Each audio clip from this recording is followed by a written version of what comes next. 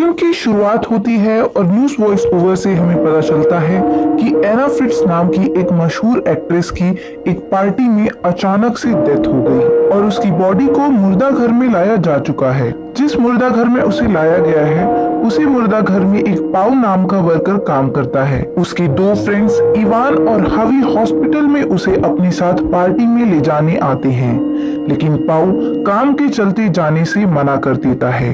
वो तीनों हॉस्पिटल के पीछे जाकर शराब पीने का डिसाइड करते हैं, जहां इवान पाउ से एना फ्रिट्ज की बॉडी को देखने को बोलता है। पाउ पहले तो हिचकिचाता है, लेकिन इवान के जोर देने पर वो उन्हें लेकर जाने लगता है। उनके दूसरे दोस्त हवी को ये सब बिल्कुल भी ठीक नहीं लगता और वो मना करता है, लेकिन उनके बार बार बोलने से वो भी मान जाता है। पाओ अपनी जॉब को रिस्क में डालकर दोनों को मॉर्चरी में ले जाता है और वो वहां जाकर एक डेड बॉडी के पास खड़ा हो जाता है, लेकिन जब वो उस पर से कपड़ा हटाता है तो उसमें एक बूढ़ी लेडी की लाश होती है, जिसे देखकर इवान और हवी काफी डर जाते हैं। दरअसल पाओ ने अपने दोस्तों के साथ ही एक छोटा सा प्रैंक किया होता है। फिर पाओ उनको रियल एना फ्रिट्ज की बॉडी के पास लेकर जाता है और उसके चेहरे से कपड़ा हटा देता है, लेकिन इवान उसका कपड़ा और नीचे करके उसके चेस्ट को टच करता है। हवी को ऐसा एक डेड बॉडी के साथ करना काफी ग्रॉस लगता है और वो उन दोनों को ये सब छोड़कर पार्टी में चलने को बोलता है, लेकिन इवान एना के साथ सेक्स करने को बोलता है क्योंकि वो बहुत बड़ी एक्ट्रेस थी, ऊपर से खूबसूरत भी, और इवान को इससे कोई फर्क नहीं पड़ता कि वो जिंदा है या मुर्दा। ये सुनकर हवी उसे ऐसा करने के लिए मना करता है। तभी पाओ उसे बताता है कि एक बार उसने भी एक जवान लड़की जिसकी उम्र लगभग 17 से 18 साल की थी, उसकी डेड बॉडी के साथ फिजिकल रिलेशन बनाए थे। फिर पाओ उस लड़की की फोटो इवान और हवी को दिखाता है। हवी को ये सब बहुत ज्यादा गलत लगता है। तब पाओ उसे एक रूम में ले जाकर समझाता है और उधर इवान एना की बॉडी के साथ रेप करता है, और जब वो वापस आता है तब हवी उस पर बहुत गुस्सा होता है। इवान उसे शांत कराता है और बोलता है कि एक बार पाओ अपना काम खत्म कर ले, फिर वो लोग पार्टी में चले जाएंगे। वहाँ पाओ एना के पास जाकर उसे टच करता है और उसे किस करके उसका रेप करना शुरू कर देता है। वो एना की डेड बॉडी को अब्यूज कर ही रहा होता है कि तभी अचानक से वो जिंदा हो जाती है। पहले तो इवान उसे नहीं देखता, लेकिन जैसे ही उसकी नजर पड़ती है वो डर कर नीचे गिर जाता है और अपने दोस्तों को बुलाता है और उन्हें बताता है कि एना जिंदा हो गई है। ये सुनकर इवान की तो सिट्टी पिट्टी गुल हो जाती है, लेकिन हवी एना को पानी पिलाता है और उसके बदन को कपड़े से ढकता है। तभी वहाँ एक दूसरा स्टाफ आने लगता है, जिसे देखकर इवान और पाओ पैनिक करने लगते हैं और एना को ढक कर छुप जाते हैं। वो स्टाफ बॉय बॉडी को रखकर चला जाता है। एना उसे बुलाने की कोशिश करती है, लेकिन हेडफोन लगे होने के चलते वो कुछ नहीं सुन पाता। स्टाफ बॉय के जाने के बाद पाओ और इवान हवी को समझाते हैं कि एना ने उन्हें उसका रेप करते हुए देख लिया है और अगर उसने ऐसा सबको बाहर जाकर बता दिया तो उन दोनों की लाइफ बर्बाद हो सकती है, और अगर उसने ये बाहर जाकर सबको बता दिया तो उन दोनों की लाइफ बर्बाद हो सकती है। इवान एना को मारने की बात करता है, जिसे सुनकर हवी बिल्कुल ही मना कर देता है और उसे बचाने के लिए मदद मांगने जाने लगता है, लेकिन जैसे ही वो गेट खोलने की कोशिश करता है गेट नहीं खुलता। दरअसल उस स्टाफ बॉय ने उसे बाहर से लॉक कर दिया था। हवी जोर से चिल्लाकर मदद मांगने लगता है। इवान उसे रोकने की कोशिश करता है और दोनों में झगड़ा हो जाता है, जिसमें इवान हवी को लगातार पीटने लगता है। पाओ आकर इवान को रोक लेता है, लेकिन वो देखते हैं कि हवी के सर से बहुत खून निकल रहा है। वो लोग उसे बाहर ले जाने का सोचते हैं, लेकिन गेट बंद होने के चलते वो ऐसा नहीं कर पाते। फिर वो लोग हवी को एक रूम में रख देते हैं। पाओ अपने कोवर्कर को कॉल करके बताता है कि वो मुर्दा घर में फंस गया है। वो लोग एना को भी रूम में ले जाते हैं और बाहर ब्लड क्लीन करने लगते हैं। पाओ भी अपनी ड्रेस चेंज कर लेता है क्योंकि उसका कोवर्कर वहां आ गया था।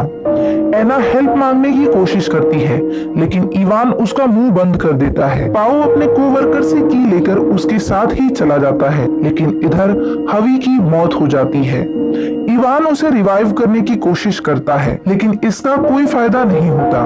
जब पाओ वापस आता है तो वो हवी की बॉडी देखकर रोने लगता है, लेकिन इवान उसे बोलता है कि ये सिर्फ एक्सीडेंट था और अब उन्हें हवी की बॉडी को ठिकाने लगाना है। एना उनको बोलती है कि वो उसे छोड़ दे और वो बदले में किसी को कुछ नहीं बताएगी। पाओ उसकी बातों से कन्विंस होता है, लेकिन इवान उसे बाहर ले जाता है और बोलता है कि अगर वो सबको बता देगी तो हमारी पूरी लाइफ बर्बाद हो जाएगी।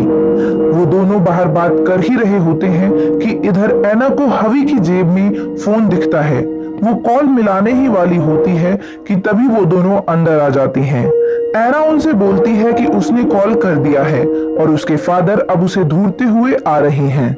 इवान पाओ से बोलता है कि अब हम कुछ नहीं कर सकते और वो एना की बॉडी को ऊपर ले जाने लगती है। वो लोग उसे ऊपर लेकर जा ही रहे होते हैं कि हवी के फोन पर अननोन नंबर से कॉल आता है और इवान को पता चल जाता है कि एना उनसे झूठ बोल रही थी। दरअसल एना की कॉल तो लगी थी, लेकिन कुछ बोलने से पहले ही वो दोनों अंदर आ गए थे। इवान और पाओ उसे दोबारा मॉर्चरी में अंदर ले जाते हैं, जहां इवान गुस्से में एना का गला दबाकर उसे थप्पड़ मारता है और बोलता है कि थोड़ी देर पहले तुम डेड थी और अब तुम दोबारा से ही डेड होने वाली हो।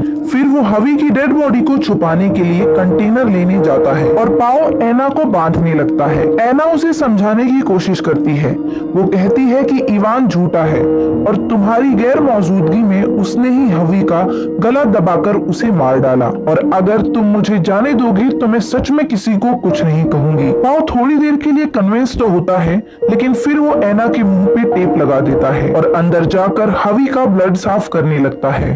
एना मौके का फायदा उठाकर खुद को खोलती है और अपनी बॉडी को मुर्दा घर से घसीटकर बाहर निकल जाती है। वहीं इवान सबसे छुपते छुपाते कंटेनर ले आता है। पाओ खून साफ कर ही रहा होता है कि तब इवान उसे आकर बताता है कि एना भाग गई। दोनों मिलकर उसे ढूंढने चले जाते हैं। उधर एना खुद को घसीट घसीट कर लिफ्ट में पहुंच जाती है, लेकिन बदकिस्मती से इवान उसे ढूंढ लेता है और उसे खींचकर मुर्दा घर में वापस ले आता है।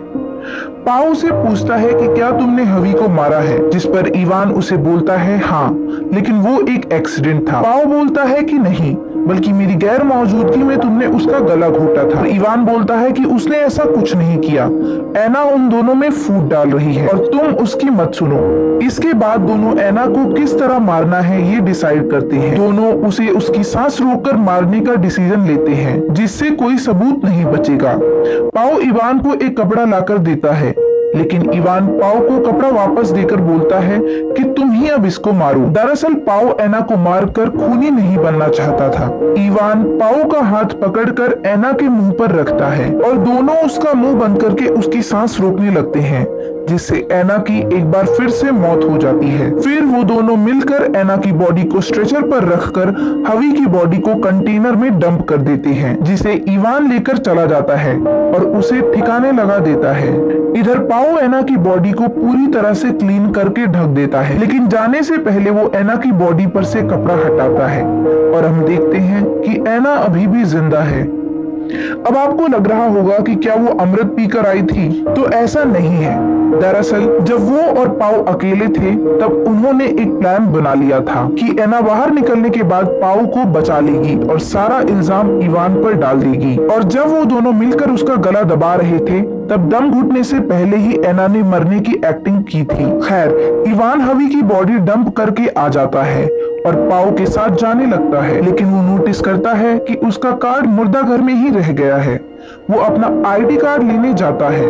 पाओ उसे रोकने की बहुत कोशिश करता है, लेकिन इवान उसकी एक नहीं सुनता और अंदर चला जाता है। वो देखता है कि एना जिंदा है। ये देखकर इवान गुस्से से पाओ का गला दबाने लगता है, लेकिन उसे हवी के दौरान की हुई मिस्टेक याद आती है और वो उसे छोड़ देता है। तभी एना पीछे से आकर कैंची से वार करती है और इवान वहीं मर जाता है। पाओ रोते हुए बोलता है कि उसे ऐसा नहीं करना चाहिए था। एना प्रसाद में उसे भी कैंची मार देती है और मूवी यहीं खत्म हो जाती है। फिल्म की एक छोटी सी समरी यही है कि एना एक मशहूर एक्ट्रेस थी जिसकी पार्टी में मौत हो जाती है और जब उसकी बॉडी को मॉर्चरी लाया जाता है तब वहां का एक वर्कर पाओ और उसका एक फ्रेंड इवान एना की डेड बॉडी के साथ रेप करते हैं, जिसके दौरान ही वो जिंदा हो जाती है। उनका तीसरा दोस्त हावी उसकी मदद करना चाहता था, जिसके चलते इवान से झगड़े के दौरान उसकी मौत हो जाती है और इवान एना को मारने की कोशिश करता है, लेकिन अपनी डिवाइड एंड रूल पॉलिसी से एना पाओ को अपनी साइड कर लेती है और इवान को मारकर पाओ को भी हेवन दिखा देती है। गाइस, अगर आपको जरा सा भी वीडियो पसंद आया है तो प्लीज वीडियो को लाइक और चैनल को सब्सक्राइब करना मत भूलिएगा। Thank you.